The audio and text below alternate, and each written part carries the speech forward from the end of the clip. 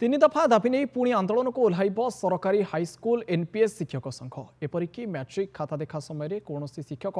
सहयोग करेंगे ना बोली आज संघ पक्षर एक सांबादिक सम्मेलन में चेतावनी दी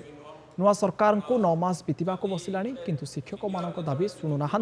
राज्य सरकार बारंबार दाबी सत्वे मुख्यमंत्री कौन पदक्षेप ग्रहण करूना विरोधी दल में समय शिक्षक मान दाबी यथार्थ बोली कहते किंतु सरकार को आसिबा परे ताहा भूली जाइचंती बोली शिक्षक माने क्षोभर सह कहिचंती विशेषकर 6 वर्षर चुक्ति अवधि चाकरी रे मिसाइबा सह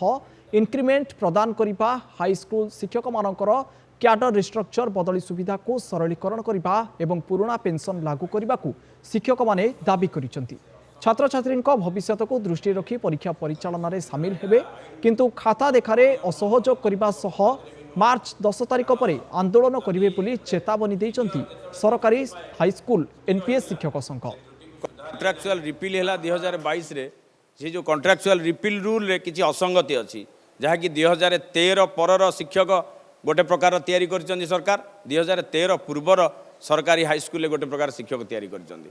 2013 पूर्वर जो मैंने अच्छा से 6 वर्ष चाकरी जोग करवा 6टा इंक्रीमेंट प्रोवाइड करवा ताकू वंचित कर सरकार बुझीपारे जे आर भितर 8 मास गड़ीगला चाहिए बहुत कथा हो पारंता माननीय मुख्यमंत्री हस्तक्षेप करूँ बेसिक ग्रेड पेटा चेंज हो वर्धित हार में दि जाऊ 4600 ग्रेड पे करा जाऊ एबे तो सब प्रकार परिवर्तन है एवं कैडर रिस्ट्रक्चर करा जाऊ एवं पदवी सुविधा सुगम करा जाऊ सरल करा जाऊ एवं पुराना पेंशन यहाँ आम मुख्य दाबी बंचापी जिते रिटायर्ड हो जाऊे बुढ़ापा समय सी आम लाठी होगी ठिया हम मार्च 10 तारिख पर यदि सरकार आ विषय समाधान न करती बाध्य आम आंदोलन को लेबू।